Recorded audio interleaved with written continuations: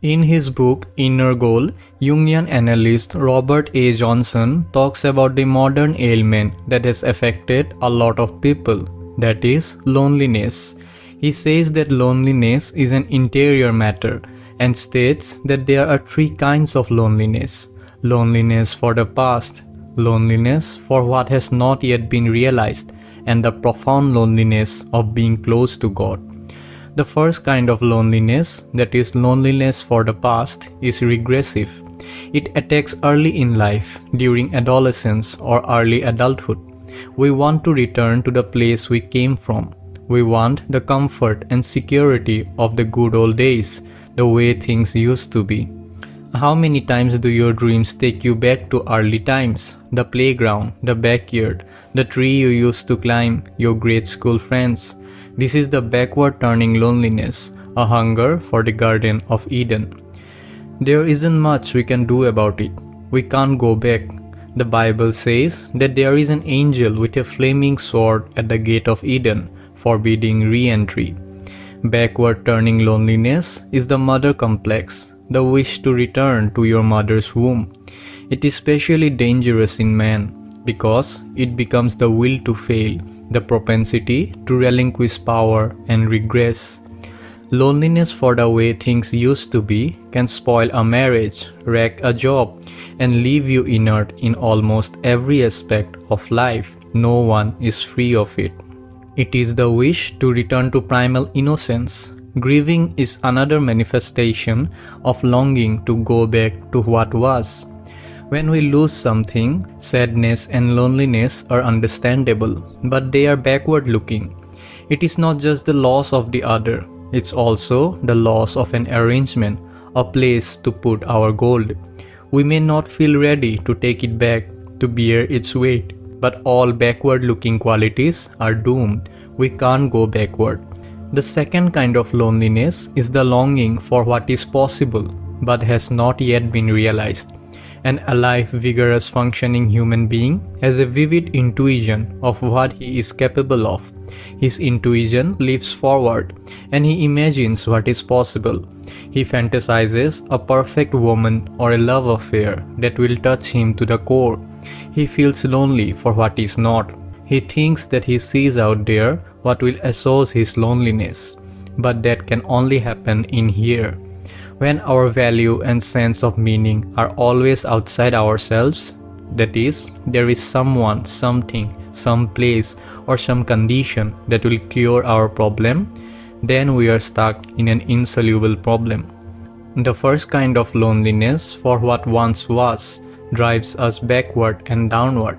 The second kind, for what is not yet, drives us forward and upward.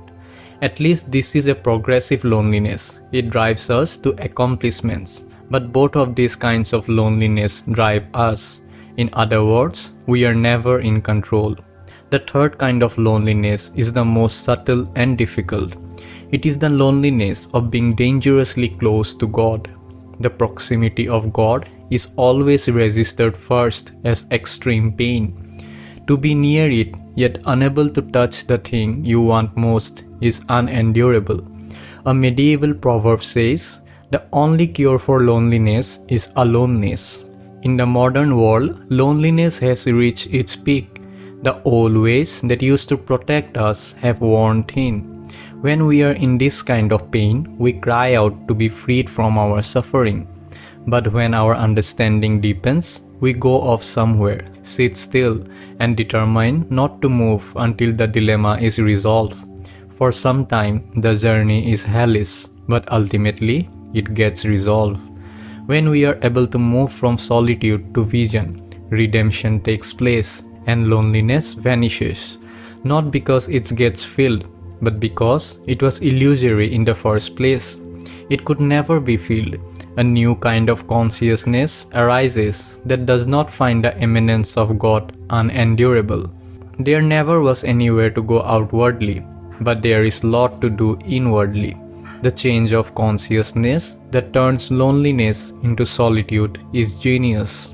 If you are honest and perspective, you can tell the difference between regressive loneliness, the first kind, and the ineffable second and third type of loneliness. where you sense and then see what you cannot yet have. The second and third types of loneliness are nearly indistinguishable. If you can say exactly what you are lonely for, it will reveal a lot. Do you want to go back where you came from, to the good old days, or have you seen a vision you can't live without? The Garden of Eden and the heavenly Jerusalem are the same place, depending on whether you are looking backward or forward. A person touched by loneliness is a holy person. He is caught in the development of individuation. Whether it's a development or a regression depends on what he does with it. Loneliness can destroy you, or it can fire you up for a Dante-like journey through hell and purgatory to find paradise. Thomas Merton, an American monk and theologian, wrote a beautiful treatise on solitude. He said that certain individuals are obliged to bear the solitude of God. Solitude is loneliness evolved to the next level of reality.